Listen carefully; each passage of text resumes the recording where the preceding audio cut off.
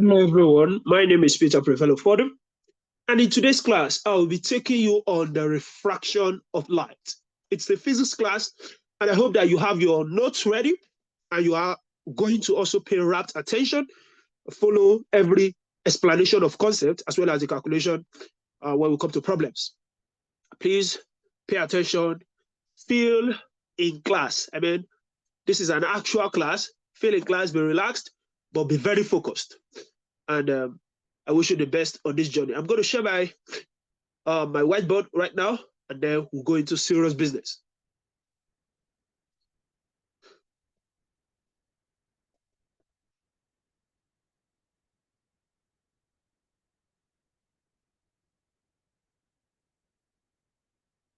So I'm going to create a new class where we have refraction.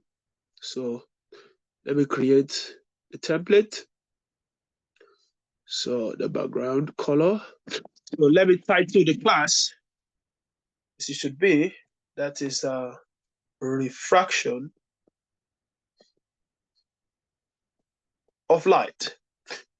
Let me quickly go to okay, refraction of light. Get your notes ready and pay rapt attention as we proceed in class. Let me make sure that my video at this junction is off, okay? And then you can hear my voice as I explain concept as you focus on the whiteboard. Refraction of light. I am going to explain that concept. Now, the first thing is, what is the refraction of light? Refraction of light is the change in the direction of light, or the bending of light when passing through a transparent medium. Due to the difference in the speed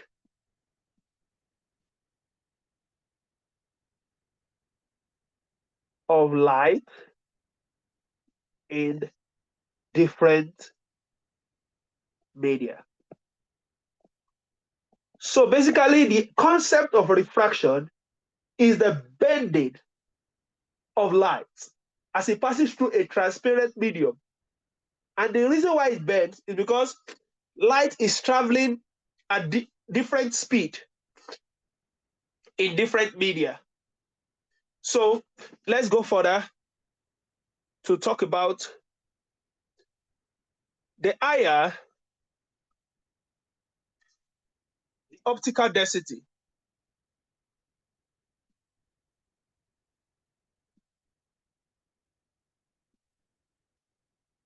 of a medium,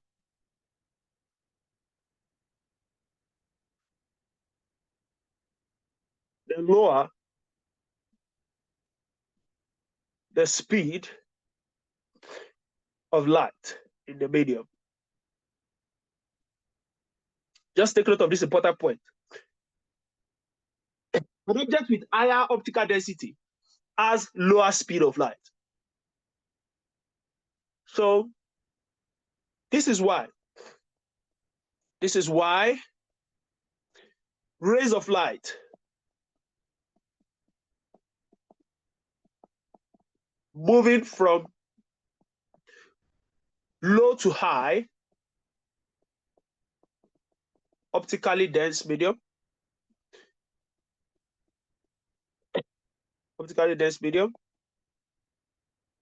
bend toward the normal.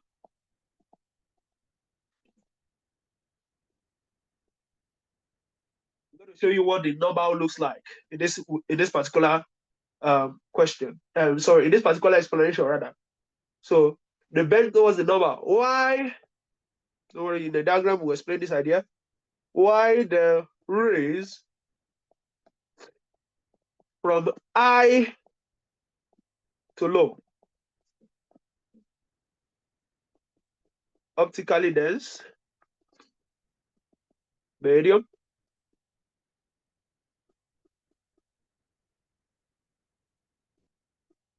bend away from the normal.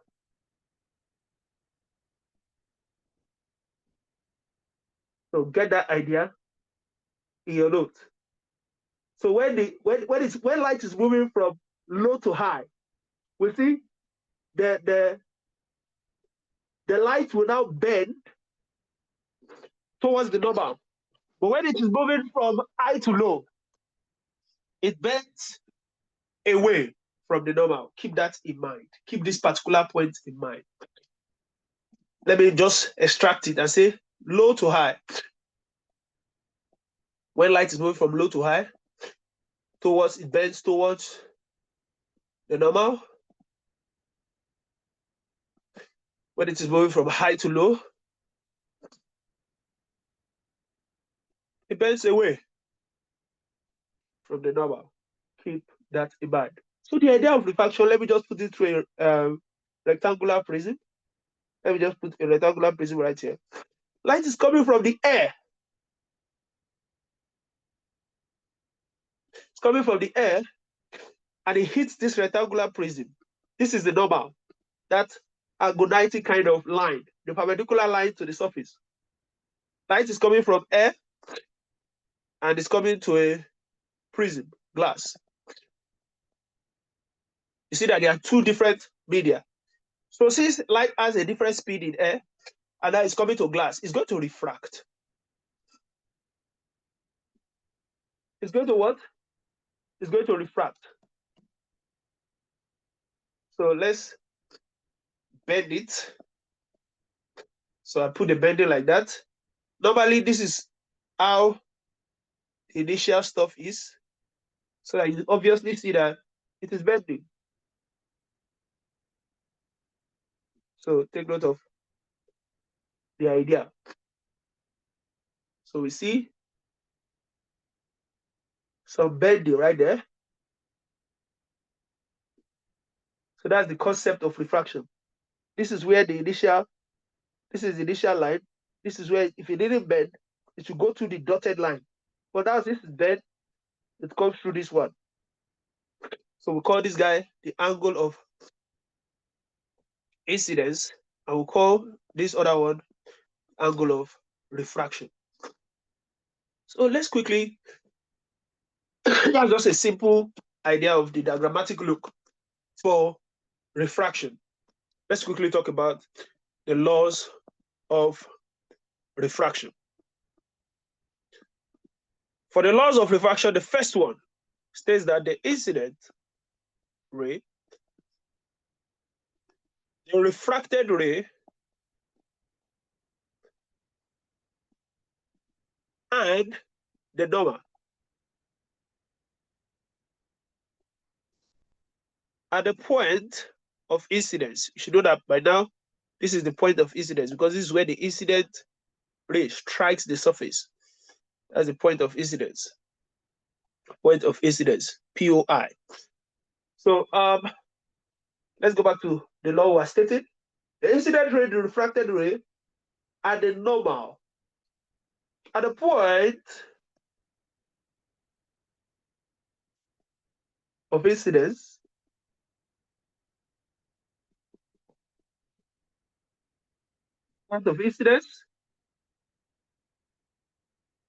all lie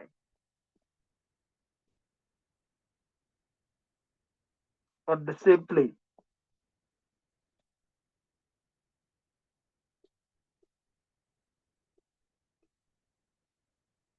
Take note of that. Your lie on the same plane. That's the first law of refraction. Take note of that. It normally comes out in exam questions. The second law of refraction states that the ratio sine I to sine R is always, you know where I is? Right here. I said it right here. I, and R is the one made with that bend, the one that bended and the normal. The one that had a bend and the normal one. So let's go back to our statement of the law. The ratio of sine I to sine R is always constant for a given pair of media. You know, the pair of media that we have above is air and glass. But the law is trying to tell you it applies to different media. It could be something else, maybe paper and glass. But when you have a given pair of media, the law is always applies.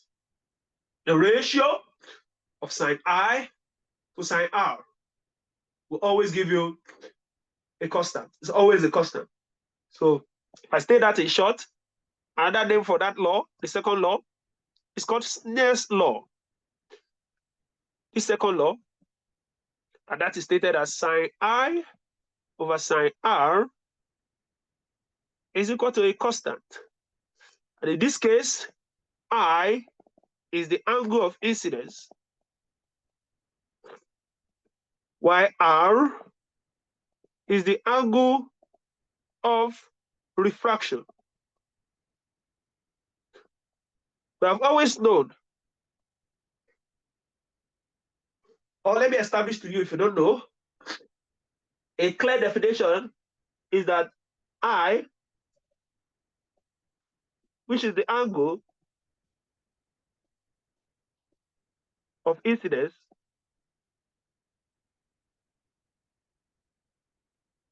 is, let me define it, is the angle made between the incident ray,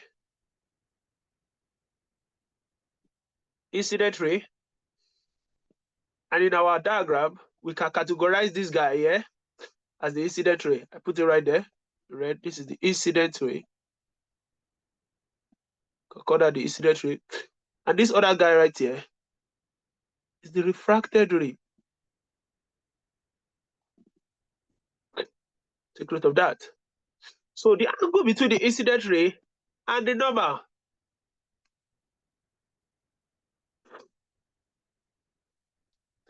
that's very clear by now. Excuse me, please. And we already know that this guy is the normal.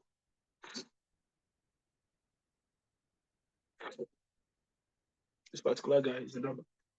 So take note of that. The angle between incident ray and normal angle of incidence. While the angle R, the angle, let me put that in the capital, angle of refraction is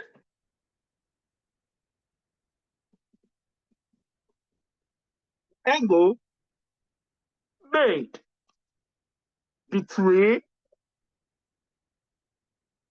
the refracted ray and the normal. Take note of that. Angle made between the refracted ray and the normal is the angle of refraction. Let's go straight into talking about refracting surfaces. Examples of refracting surfaces.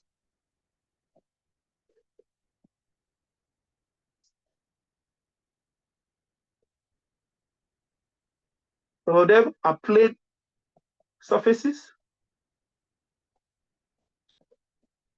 An example of plane surfaces that refract, we have glass, water, and air. While curved surfaces that refract are lenses. When we talk about refraction of plane surfaces, there are some formulas that are very instrumental as we begin to solve problems. Refraction at plane surfaces. What we have is the formula called refractive index. And that is given by some n. Let me clean this. Refractive index n, Snell's law, is given by Snell's law, sine I over sine R. And this n is also equal to, so you can write it like this, the straight line, n equal to sine I over sine R. That's refractive index. It's also equal to the velocity in medium 1 over the velocity in medium 2. And for those who know a little about velocity, we know it is frequency times lambda, frequency times wavelength. So it is the frequency times the wavelength in 1 against the frequency and the wavelength in 2. Or we can easily say it is the ratio of both wavelengths. So that is the big idea. Keep that in mind. Because this formula, this set of formulas will be useful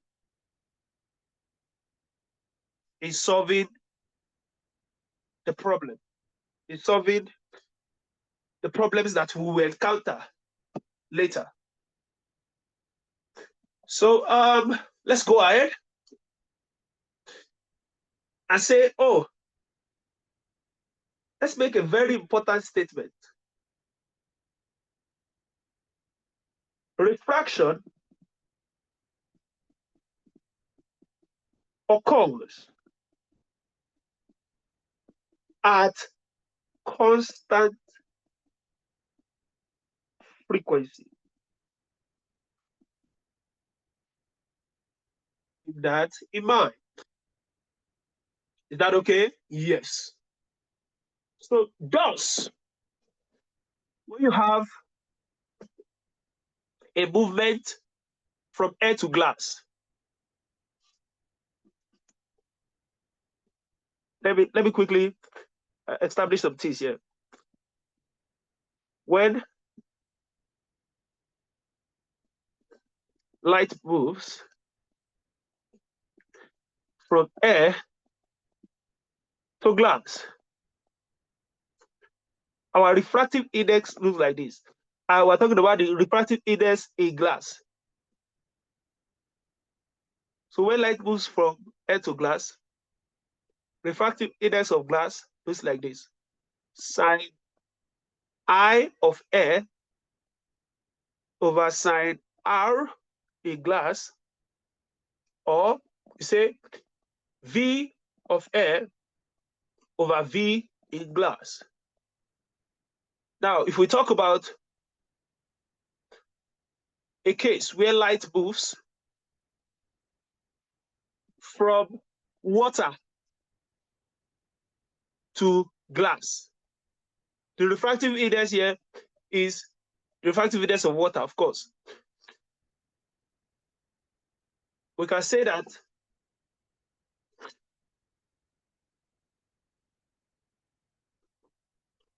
the idea is, excuse me for a bit. No, the refractive index of glass, rather, sorry. So because we're always treating it as the end point.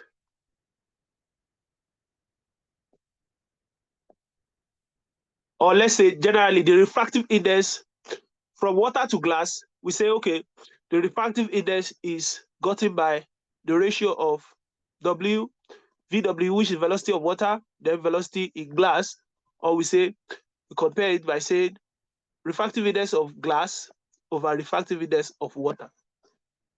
So what we are doing here is, the big idea is whenever we have movement from air to glass, it's more like the refractive index, whatever refractive index you get from that is going to be called the refractive index of glass. But whenever you are going from water to glass, whatever refractive index you are going to get there is just a refractive index from water to glass. And that would be the ratio of the refractive index of glass to water, of glass and water. You see that idea? But the ratio of, notice the switch. Water, when we are doing velocity, we take the one of water on top and then the one of glass under. But when we are getting it through refractive index, the one of glass on top and the one of water under. These are kind of laws and establishments. So you need to memorize them. So take note of these things. Let's talk about a case where we have movement from water to, no, air to water. Let's do light moving. If light moves from air to water, it's something very similar to what you have in the case of air to glass. So since in the case of air to glass, when light was moving from air to glass, we had refractive index of glass, right? Yes, that was right here. So now if it's moving from air to water, we expect to have the refractive index of water. And so that is definitely sine I in air over sine R in water, or V in air over V in water. So take note of this idea. So, and when we have a case where it is moving from glass to water,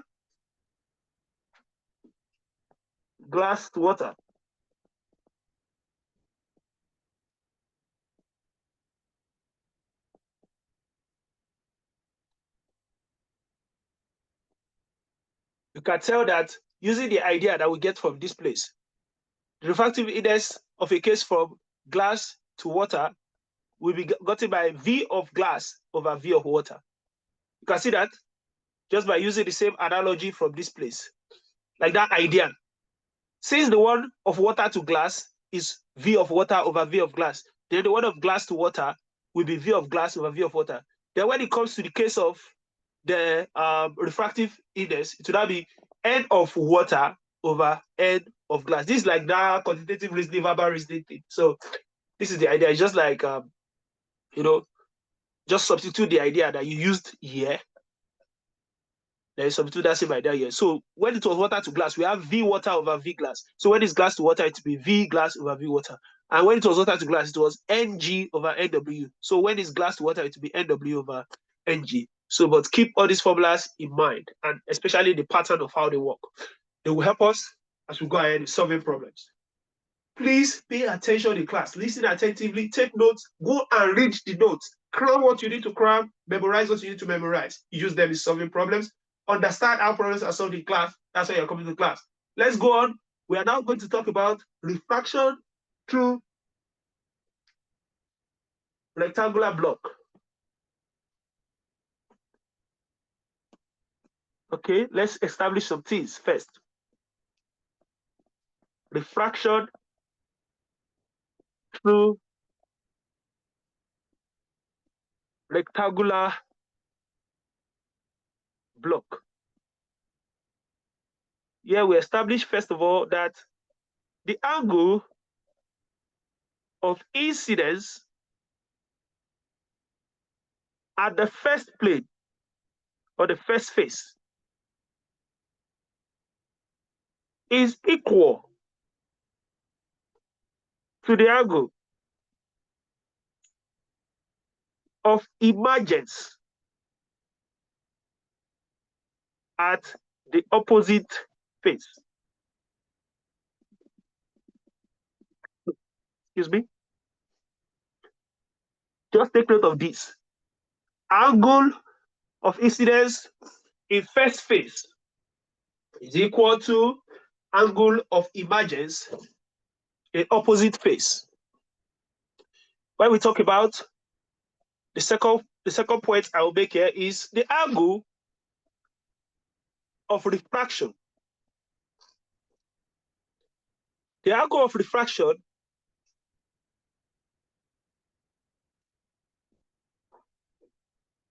at the first face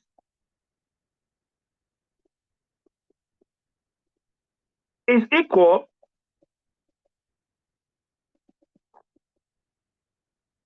So the angle of incidence at the opposite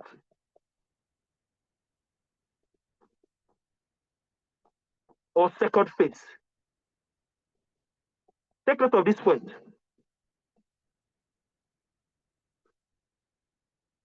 So we see that in the first case, first law, we say the angle of incidence in the first phase is equal to the angle of emergence in the opposite phase. But here we say angle of refraction is equal to angle of incidence. So in first phase, yeah, is equal to angle of incidence in second phase. Take note of that. Let me draw something that can typify that idea for you.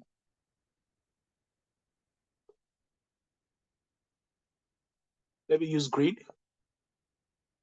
This is a rectangular block. I hope I can draw it well. This guy is the angle of incidence. Comes here, strikes the normal, then bends and comes, bends and strikes this one.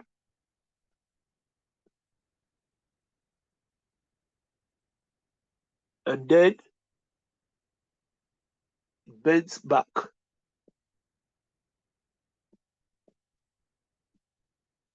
Again. So we see something happening here. It comes in, bends in between. You see the bend in there? And then bends out again. So the idea of the first law is saying that the angle of incidence, that's this place, I, at the first phase, that's this the first phase, of course, is equal to the angle of emergence at the opposite phase. Now we know that this one here is the angle of refraction, so that's the angle of emergence. And then this is the angle of emergence, the one where it is the second phase, where it comes out. So the emergence means that the angle it used to come out, the angle it used to come out of the block. So it is this one is coming out now at this angle, emergence. So the idea is that they are establishing to you as a law that I equal to E every time. So I that you see here is always equal to E. Then we know this as the angle of refraction, right? The second idea is saying that, oh, this angle of refraction right here at the first phase is equal to the angle of incidence. You know this refraction coming down right here, this one right here, is the angle of incidence when you talk about this other line.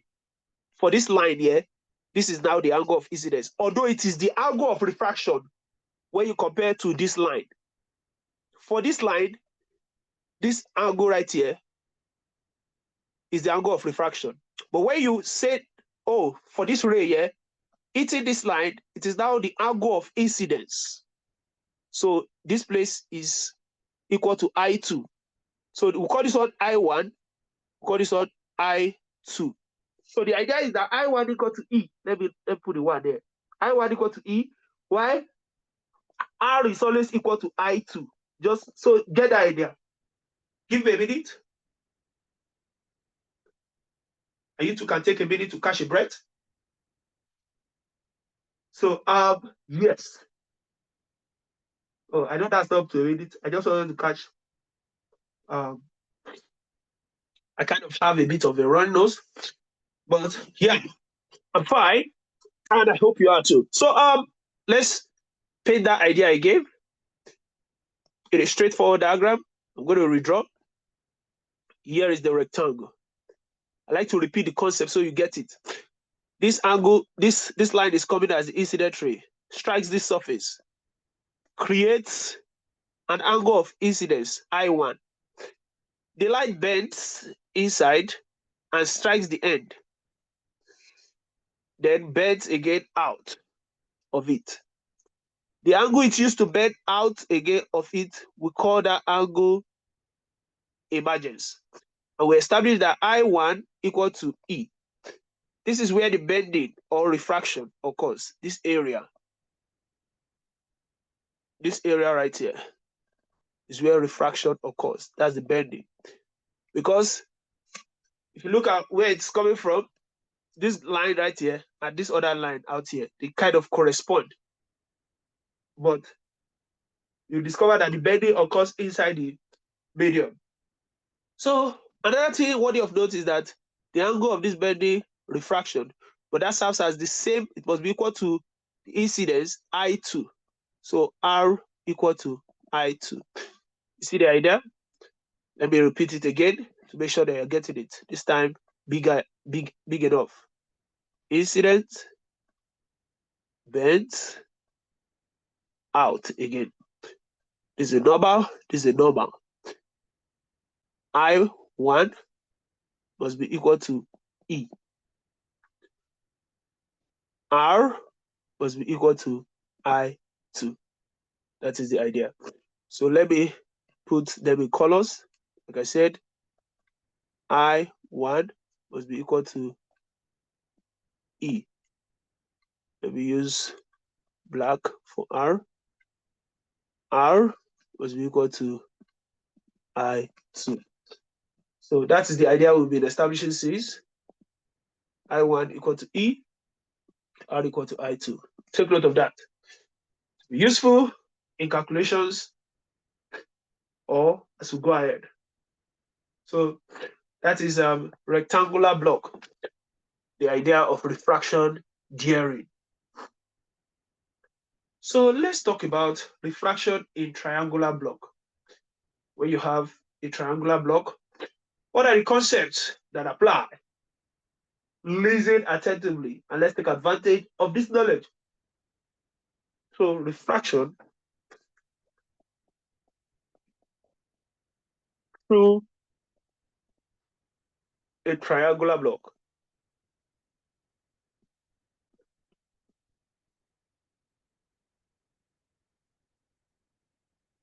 So the idea here is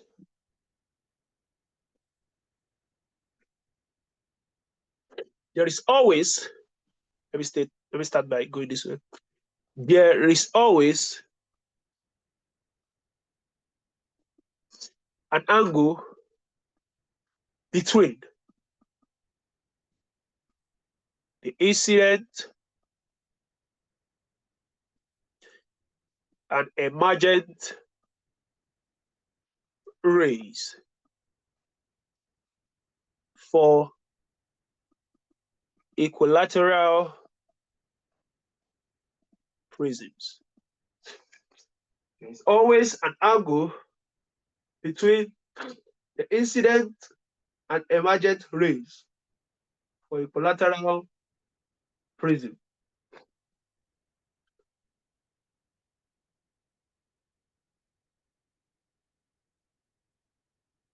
The meaning of that. So in order for you to get that idea, I think I need to draw. There is always an angle between the incident and emergent rays for equilateral prism. Okay. For now, just take note of the idea and let's keep it at that. Let me also write this down, this formula. D equal to D1 plus D2. And the idea here is D1 is the difference between, the difference between the incident angle and then refracted angle plus difference between these two. So, oh. I think where I got the concept a bit confusing in my notes is that this is a law. Let me clean it off. Please focus. Sometimes I can do some mix up in my notes, but just kindly keep the focus. Let's go over that point again. There is always an angle between incident and emergent ray. That's just an establishment. So that particular point has been made. Get that point on your note and in your memory. An angle will always exist between the incident ray and the emergent ray. Let me draw the idea. So like I said, we draw. If this is a prism now, and I'm coming from here, my incident ray, and let's say I bend this way.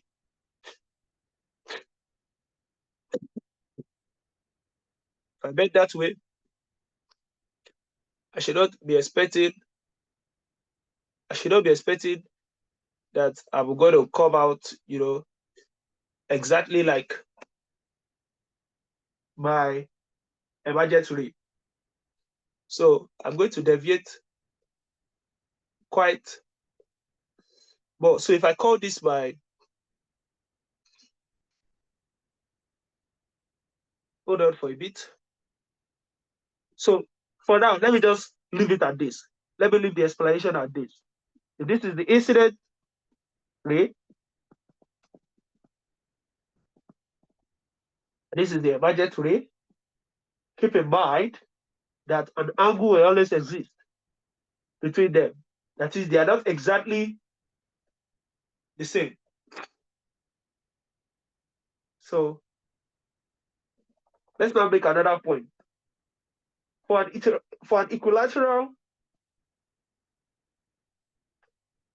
equilateral prism,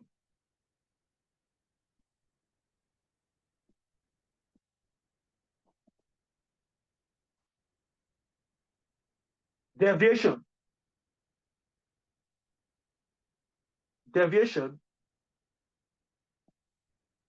which is capital D, is given by D1 plus D2. And the idea is you just utilize the angle of incidence in the first minus the angle of refraction. Just keep this formula in mind. Plus I2 minus R2. Keep this formula in mind. Also, keep in mind that R1 plus R2 equal to 60 degrees. This will be useful for problems. Just know that for equilateral prisms, this particular formula applies when you're talking about their deviation. D is called the angle of deviation. So deviation, when you're calculating that, you can easily get that by using this formula. So let's go on. Keep these things in mind.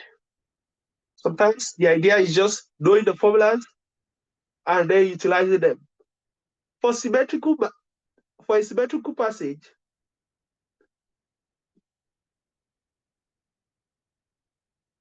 let me put it like this. For a symmetrical case,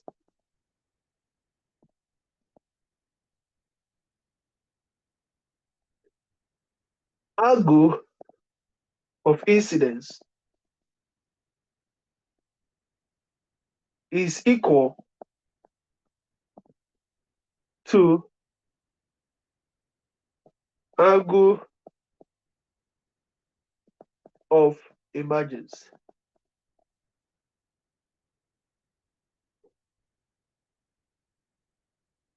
So keep in mind this statement, symmetrical case. Angle of incidence equal to angle of emergence in that case, and that is the point where we have deviation to be minimum. The deviation is minimum. Let me write that properly. Minimum.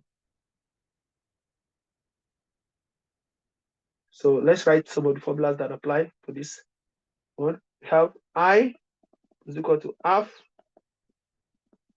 A plus D, where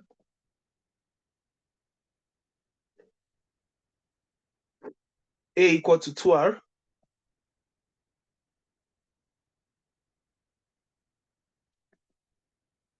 and D is equal to, or D minimum is equal to 2I minus 2R. You know that R is the angle of refraction. So just take note of these formulas. We utilize them as we go on. When you now want to talk about the angle, the refractive index, which is sine I over sine R. If you put in the value of I above, you have sine half into A plus D minimum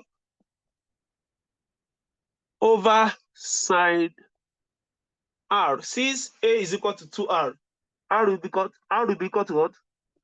A over 2. So sine A over 2. This is a very important formula. Please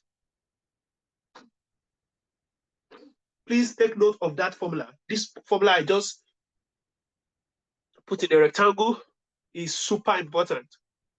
When they give you things like minimum deviation, they give you, the angle of incidence. And they give you that particular value of A. They are going to mention it in the question. You utilize that to obtain your refractive index. So please just keep that formula in mind.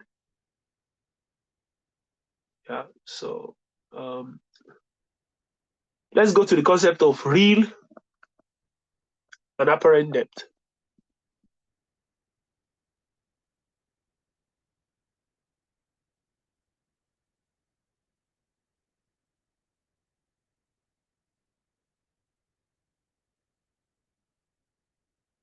So they always give questions in this regard where they talk about, glass blocks. And then they say, okay, you have a glass cup. Let me quickly explain this concept. You have a glass cup. There is this kind of thickness under, such that if you look at it from outside, you see the water somewhere here. If you look at it from outside, rather, you see the water somewhere here. But then, no, sorry.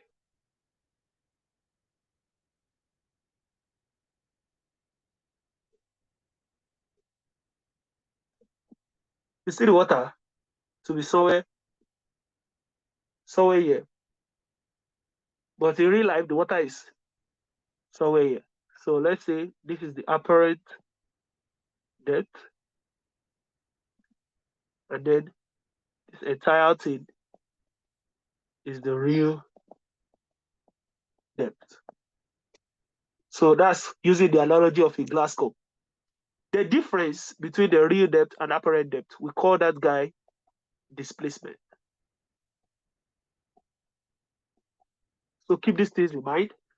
So if I say real, I can write it as real equal to apparent plus displacement. Keep that in mind. This can be written in different fashions. Or you can say real minus apparent equal to displacement. That's very important formula to note. If we want to relate this idea of real depth and apparent depth to refractive index, this is what it looks like. Refractive index will be equal to real depth over apparent depth. Just take note of this one too, this formula. Let me put this guy in red too.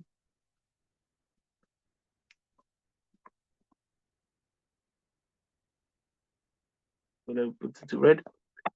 So refractive index equal to real depth over what? Apparent depth.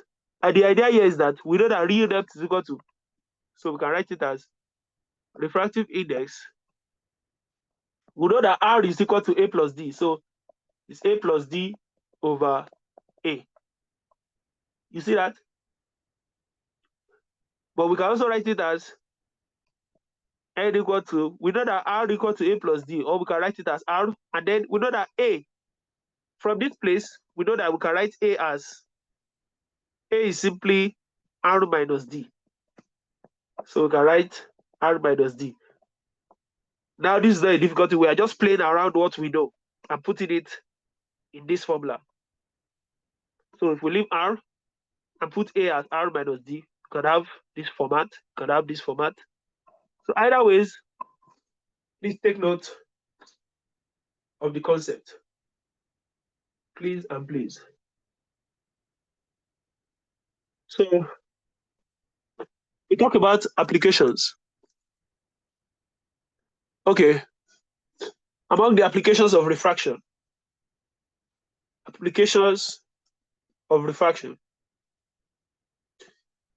that's where we see the idea of, we've done some formulas, rectangular and triangular prisms.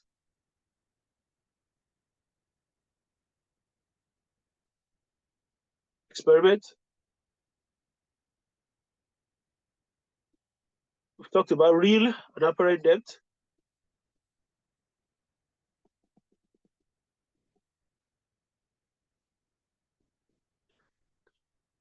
We also have cases where we have immersion of objects in water.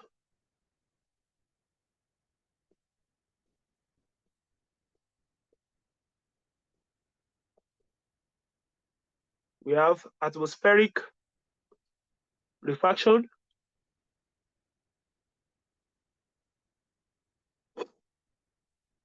We have atmospheric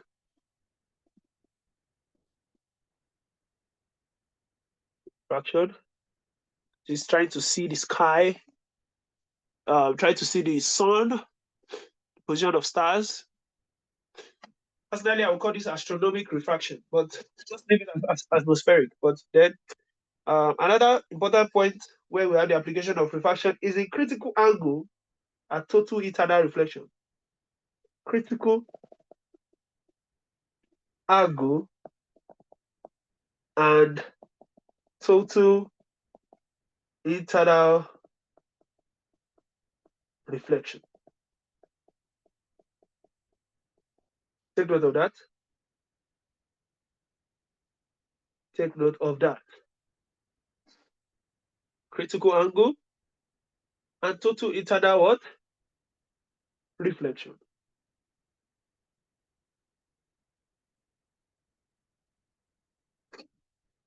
I'm thinking if I should discuss the concept of critical angle and total eternal reflection at this moment, which I will do. I will, of course. And then we can now see how far we go from there. Let's go straight into critical angle.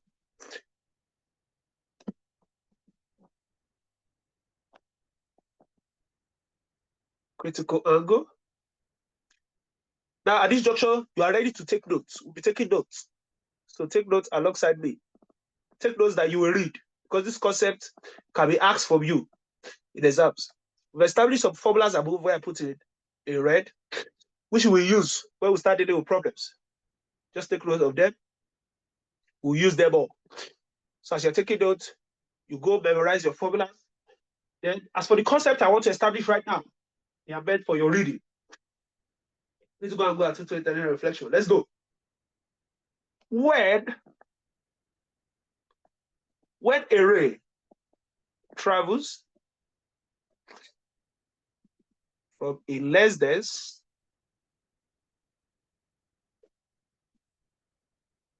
to a dense medium, this comes out in exams almost every year. There are always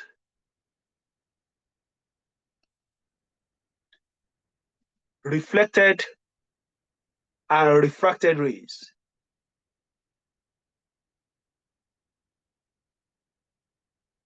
Also, the more the angle of incidence,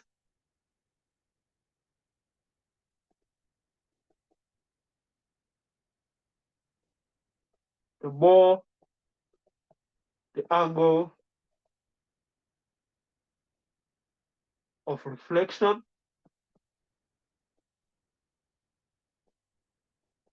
and refraction.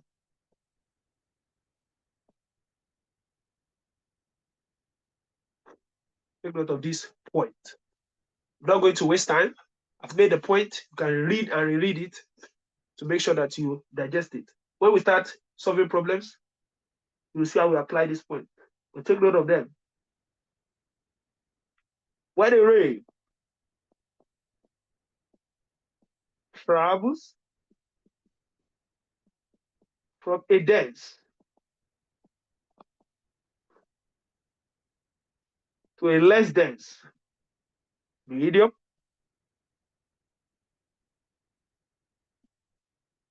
it is not as refracted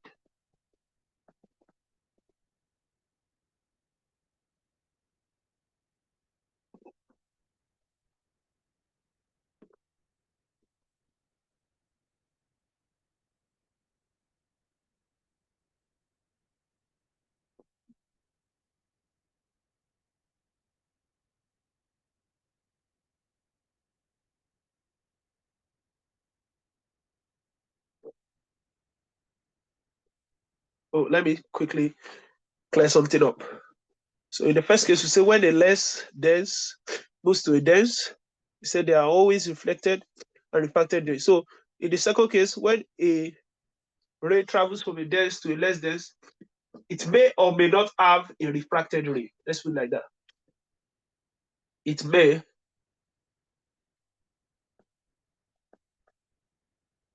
have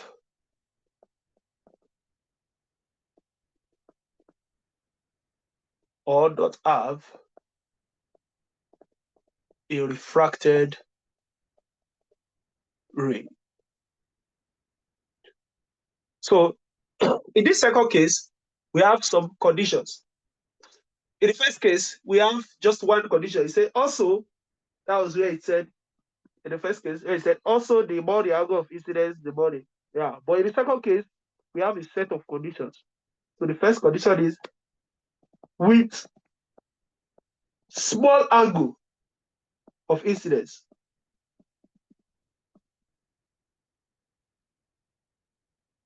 strong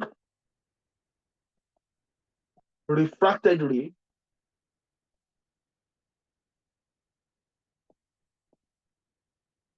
and weak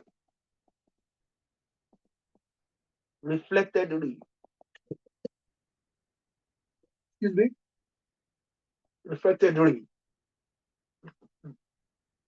are produced. So the idea here is when we talk about strong and weak, we are referring to brightness and intensity. So take note of that. So for something that is strong, that is like high brightness and high intensity. For something that is weak, low brightness and low intensity. So another condition here is, don't worry, after establishing some points with this critical angle and total entire reflection, we'll call it a day for today's class. So the second point here is that as the angle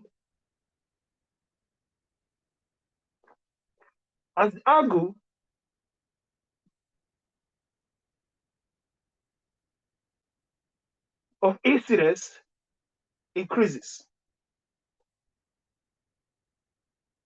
weaker refracted ray and stronger reflected rays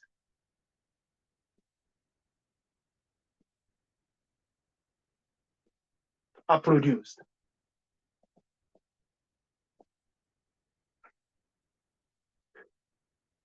So take note of that. That's another condition.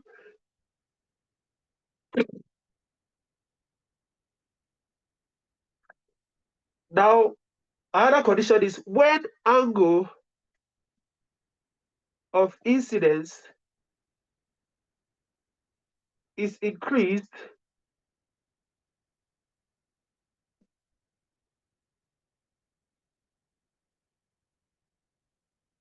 such that the angle of refraction is 90 degrees.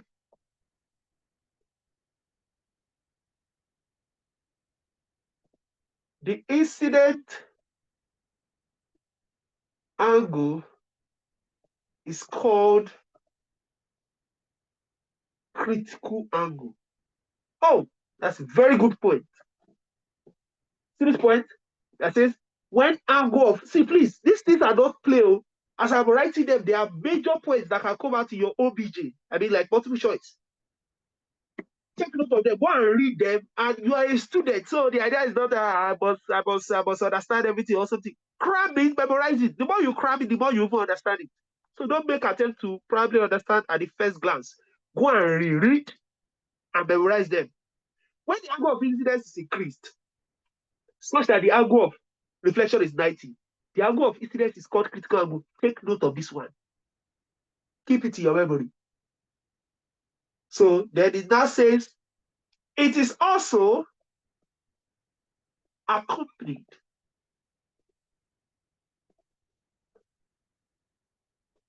by a strong refracted ray and weak reflected ray. Take note of this one. With angle,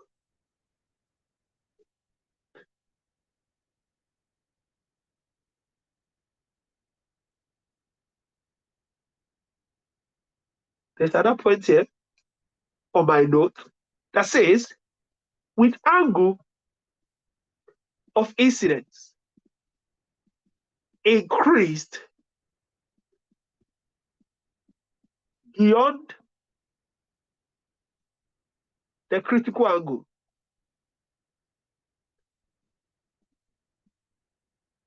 there is no refraction. That's why all of these points follow that point 2. Because point 2 is trying to tell you that, okay, in this case, so you might have refraction, you may have refraction, or you may not have refraction.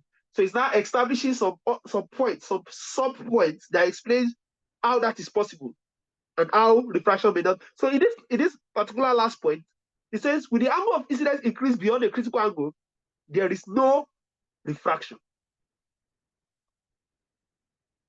But strong reflection called,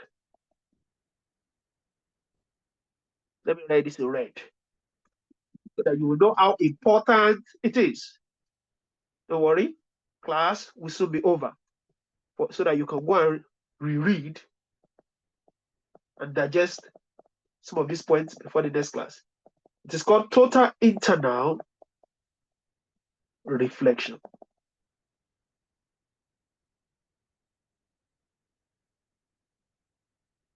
Inside the dense medium.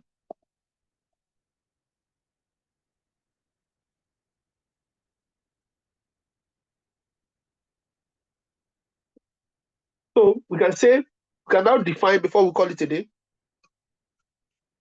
we can define total internal reflection as a case.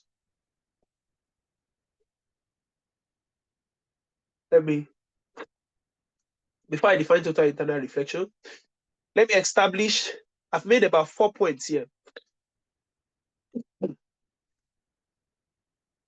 Let me establish the idea of moving from a dense to a less dense. When you are moving from a dense to a less dense, the general, what we did at the beginning right here, all these diagrams that you saw, where we are moving from air to glass, we're moving from, this is called less dense to dense.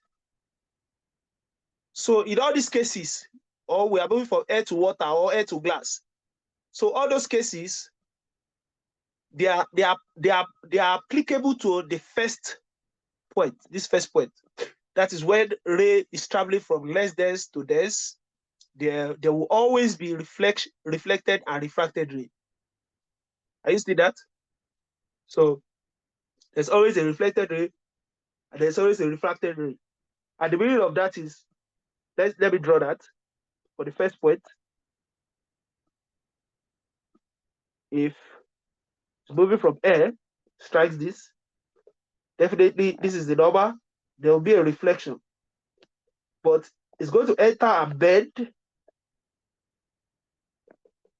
and then come out. That's the idea. So this is incident, this is reflected, this is the refracted. You understand that? So if I call this the incident angle, at least the first incident, then this is the, like, I'm going to call this RE now, because, or let me say RF, or reflected, let me call it RT, because I just want to make it different from refracted. So let me call it RT. I'm going to call the angle here, which is angle of refraction, this one, this angle here, we know that that's the angle. Let me call that angle RF. So that's the idea. That's the idea that's applicable in the first case. So the first case, when we're moving from less dense to dense, you will always have a reflected and a refracted ray. But the second case now has four possible cases. The second case now has four possible cases. Four possible. And in those four possible, it says in the first one, if you are moving from less dense, that is, you are coming from inside now, you're coming and moving out. I'm moving from, this is the dense one, I'm moving from the dense one into less dense. That is, if you go back and read that first point, with a small angle, right here, of incidence, strong refracted ray and weak reflected ray are produced. That is, this first case, I'm going to call this first case small angle of incidence.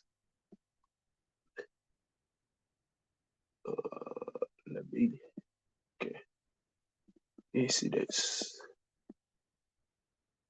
So it tells us that strong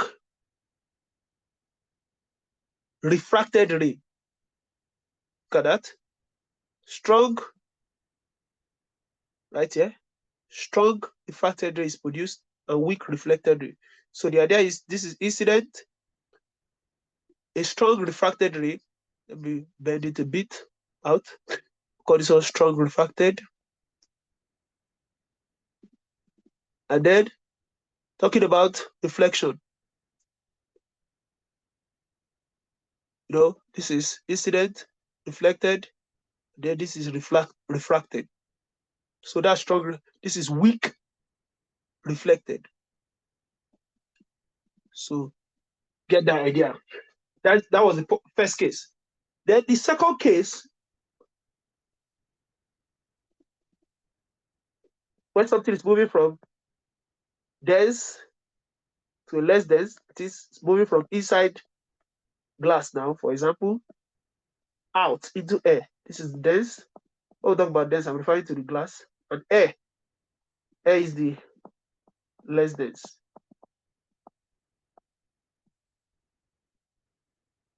Less dense. So in that case, it's coming out from here. Incident. It says, let's go read it. It says, as the angle of incidence increases, a weaker refracted ray is produced and a stronger reflection. So let's take note of the increase. Let's say initially now we have the angle here. In this case, let's say the angle of incidence in this case is like 60. Let's say that increased to, that means I have to redraw here. Let's say that increased to like, let me make it bigger so that I can express what I'm expressing well. Let's say that increased to, if it increases to like say 90, I mean, let's say this place now becomes 90. Let's say it increases that much.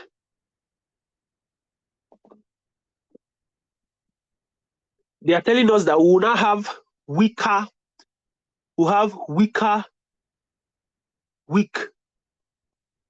refraction, refracted ray. Then we have strong reflection. They are not telling us that if we go on and on to another case where we keep increasing,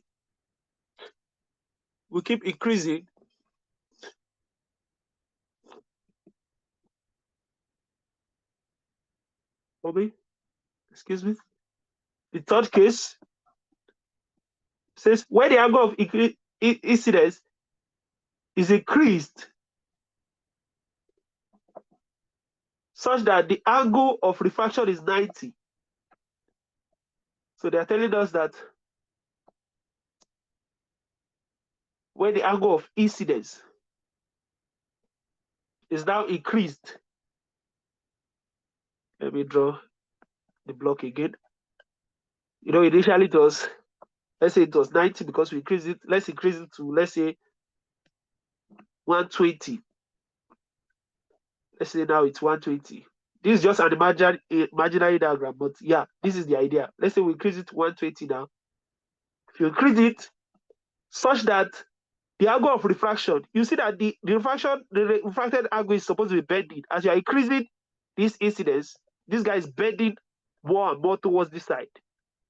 More and more towards this side. So now let's say if you increase it to 120, it's now lying on this side. It's now resting here. So let's say and we call that strong.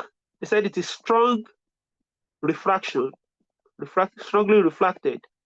And the refracted angle there is like 90 because this is always the between the refracted ray and the normal. That's the refracted angle. This was the refracted angle here. So if you keep bending, if you keep increasing, you notice that if you keep increasing this guy, this one is bending downwards. It's bending downwards. Keep that in mind. So it now bends up to the point that it now lies on this surface. It now bends to the point where it lies on this surface. That means the angle of refraction now is now 90. They say that particular case, in that case, we say this angle of incidence, we call it critical angle. That is the angle of incidence such that the angle of refraction equal to 90. I'm going to define that in words later on. So they say we have strong refraction and then weak reflection in that case. Weak reflection. So take note of that. And this guy is called critical angle, that angle of incidence. Then the fourth case is not telling us that if you increase again now, this incident angle that you'll be increasing, this particular one, if you increase it beyond this 120, normally we're expecting this particular one that is resting here now to still bend now, right? So it's saying that when you increase this incident angle, let's say now to 150, these are just imaginary numbers. So it's not like you are meant to use them in exponential. We're just talking about so you can visualize the increase. Let's say we increase it to 150. So it says that at this juncture, you are going to have there's going to be no refraction again. And then everything will be entirely reflected. So in this case, we have total internal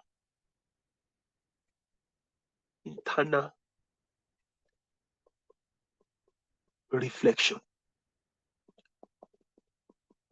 So let me define those two concepts, critical angle and total internal reflection. So critical angle, this is where we end the class now, is the angle of incidence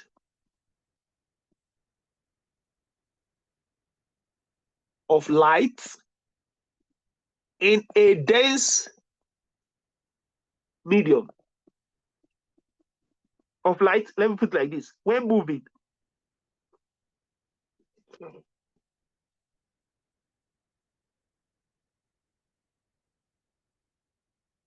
of light moving, let me put it like that, moving from the angle of incidence of light moving from a dense medium to a less dense medium, such that the angle of refraction is 90 degrees. Now, total internal reflection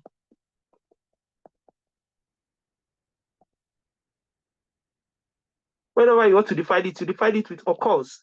Total internal reflection occurs when the angle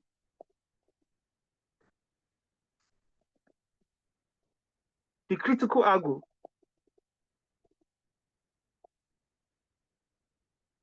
okay, let's put it this way. When the angle of incidence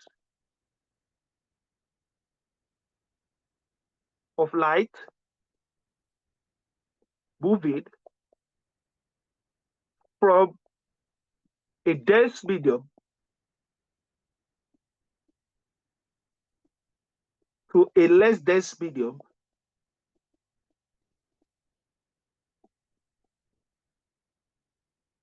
is increased beyond the critical angle. So the idea is just that this critical angle is the angle of incidence where the angle of refraction is 90. Then when you increase this angle of incidence beyond this critical angle, I think you increase it beyond that. That is, you increase it from 120 to 150. Now, these numbers 120, 150, they are not actual numbers. They are just like, I'm just using it to explain the concept of increase for you. So it's not like in your definition, you not say increase it from 120 to no, don't put any numbers there.